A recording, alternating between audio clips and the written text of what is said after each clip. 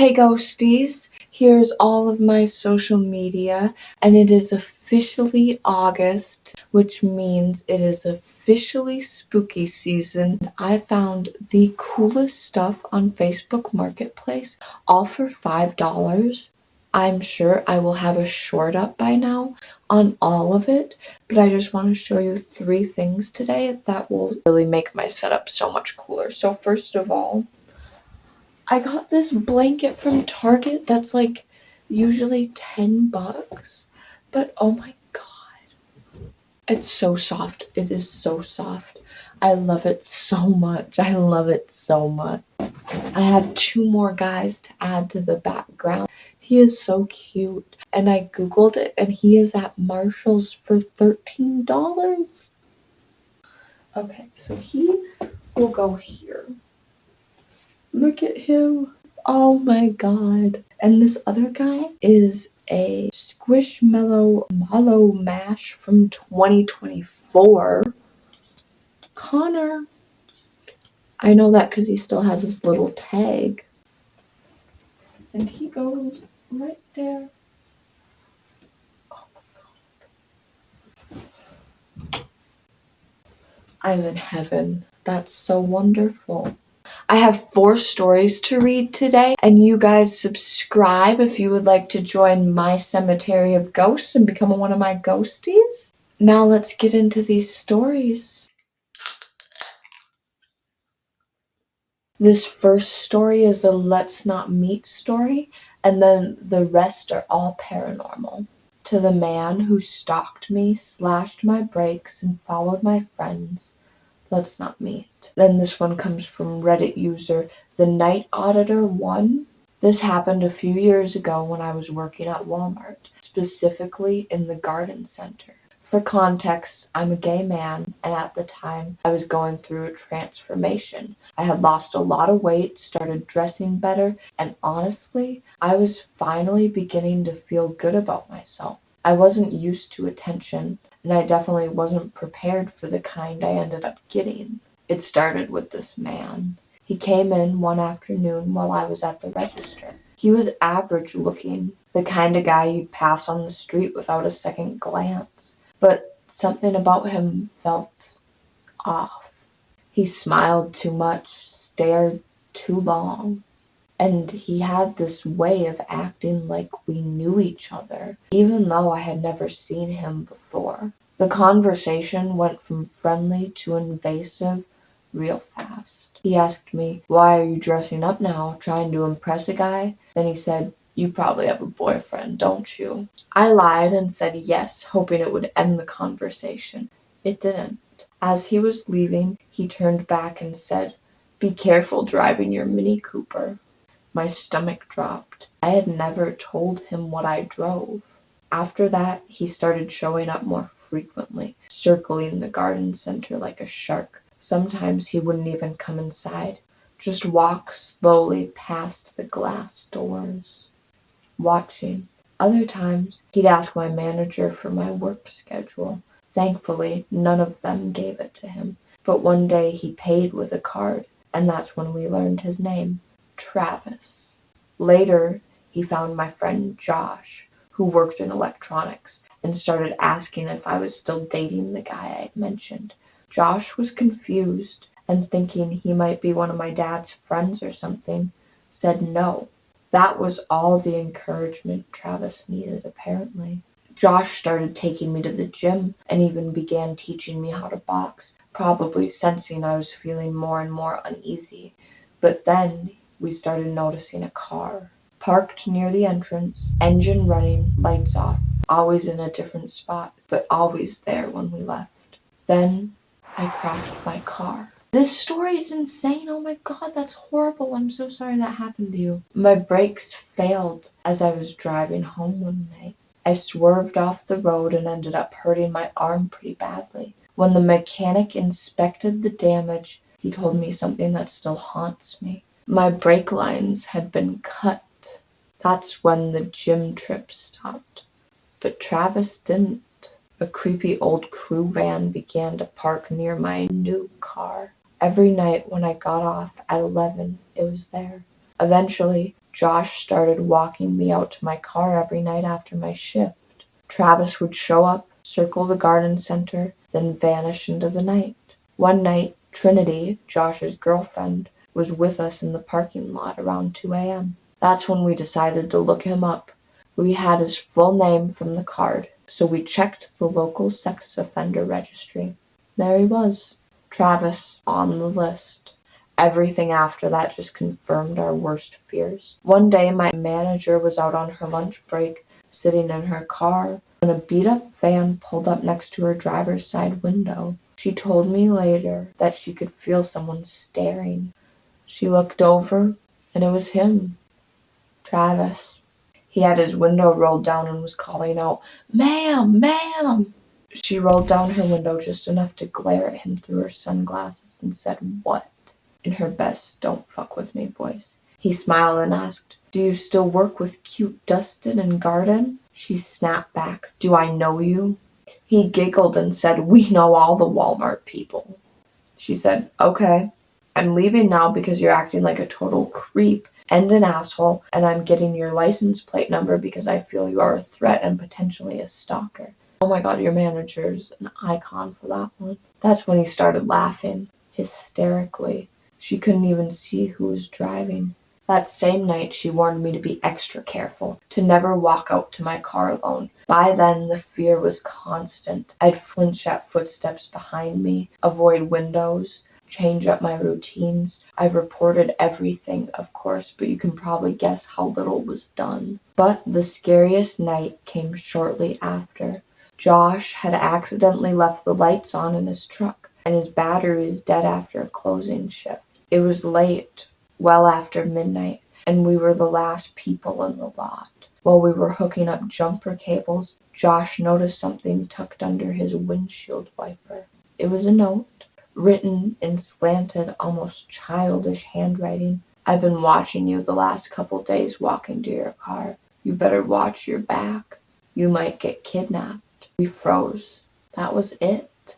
We took the note straight to management. It was enough to finally get security and corporate involved.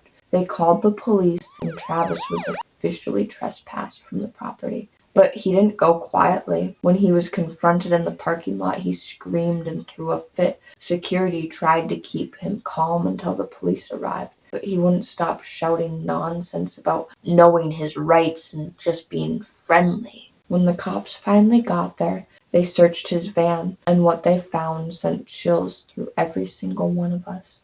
Inside his vehicle was a box of supplies for committing an abduction, or worse. In Travis's kit, police found duct tape, zip ties, a hammer, gloves, rope, and photos of me and Josh. He was arrested on the spot. We never saw him again, but even now, years later, I still check my locks twice. I park under streetlights, I don't walk alone, and I'll never forget the way it felt to have someone watch me like I was prey. But to Travis, the man who stalked me, followed me, and may have tried to kill me, let's not meet. Ever. This story came from someone that let me read their story in the CJ subreddit, and I love Courtney's videos so much. Her and Loie Lane have inspired me so much to create this channel and to do what I'm doing. That was the craziest story I've ever read, and I'm so glad you're okay, but I would never feel like I was safe either. That's so scary. Thank you so much for letting me read your story. Now on to the second one. This second one is titled, "Could This Be Paranormal?" and it comes from Reddit user XO_Celestia. I don't believe in the paranormal, but some weird stuff is happening in our 200-year-old home. Okay, so I've never been someone who jumps to ghosts or spirits as an explanation. I like facts, but lately I'm running out of them. I live in a house that's over 200 years old. It's old, sure, and every now and then something odd might happen, but nothing too weird or consistent. Until recently. First, me and my partner both heard a phone ringing in the house, loud and clear. But it wasn't either of ours. It was a tone we'd never heard before, just this strange, unfamiliar ring echoing from nowhere. So ghosts have phones. Then we started hearing what sounds exactly like phone vibrations at night. You know that buzzing noise when you get a notification? Just that. No notifications, no phones lighting up. It's like a ghost phone is blowing up in the room. But now it's gotten even weirder. At night, we keep hearing the sound of two glass bottles clinking together, as if someone's gently tapping them. It happens randomly, and we can't trace it to anything. To top it off, my partner swears she heard me call her name clearly, but I was downstairs, fast asleep. I still don't believe in the paranormal. At least not yet. But I'd be lying if I said this wasn't making me question things. Has anyone experienced anything similar? But that's so weird. I've never heard of a spirit having its own phone. Now, let us read the third story. Also, I just want to thank Ollie for picking out all these wonderful stories because we went on Reddit together and we were just going through and choosing all the best stories and messaging everyone to see if it was okay. This third story is titled Man at the Window, and it comes from Reddit user IVX5VRIO. When I was little, my mom would always tell me there are ghosts that stay near the windows, waiting for a child to come closer so they could push the child off. I did believe it for a while. I mean, I was just a child, but later I just thought it was just a way for my mom to keep me from going near open windows. It made sense. Open windows were obviously dangerous for a little kid. Now, when I was around 7, we lived in a house which had another house in front of mine. The houses weren't separated by a street, but by a small little field. Concrete, not grass. The family in front also had a daughter, around 2 to 3 years younger than I was. However, we never interacted with each other, nor did I know her. Mind you, this was during the time when I had come to the conclusion that my mom's window ghosts weren't real. I was sitting by the window, looking outside, when I saw the little girl sitting by the window as well. She had not noticed me as she was looking down. Apparently, she was waiting for her dad to come home from work. There was no one around her. As I was looking, I noticed something move behind her. It wasn't very visible as the lights weren't on, but that was quite normal considering it was around 4 p.m. and the sun was still out. This is where the title of my story comes in. There was a shadow behind her, a man specifically. I barely had any time to register what I had just seen before the little girl falls from the window into this little space right below her building. It was covered by another wall, so I couldn't see what had happened. The girl was rushed to the hospital. She had badly broken one of her legs and her nose, and if I remember correctly, her face had been mangled due to the height she fell from, but she survived. Seeing that shadow figure scared me so much I stopped going near any window if it was open. I don't know what happened to the girl later or where she is now. It's not much, but it sure did scare me. What do you mean that's not much? I think that is one of the craziest stories I've ever read. Because a ghost pushing a girl out of a window, that's so horrible. And your mom warning you about it too, like your whole life before, is interesting. Let's get into this fourth and final story, and this one is titled The Night the Woods Knocked, a true story from Plattekill, New York. And this story comes from Reddit user LisaMRoig. So, this is a story my dad told me that happened to him when he was 17. And honestly, it still creeps me out. He grew up in Plattekill, New York, and their house was this old 2-story place that my grandpa built way out in the woods. Like, no neighbors for miles. Just trees everywhere. If you've ever been upstate, you know how isolated it can get. Anyway, one night, everyone else went to the city and left my dad home alone. It was just him, a .22 shotgun, and their German Shepherd Prince, who was police trained and supposedly fearless. The land the house was on was already known for weird stuff. People said there was paranormal activity and even some Native American remains somewhere on the property. So this one night, there's a crazy thunderstorm. Upstate New York storms are no joke. Like the whole house shakes and the woods get pitch black. My dad just chilling, probably reading or listening to the radio, when out of nowhere someone starts banging on the front door. Not just knocking, but pounding, like they're desperate or pissed off. Here's the thing, there's literally nobody around for miles, and the driveway is long and muddy. No way someone just wandered up there, especially in a storm.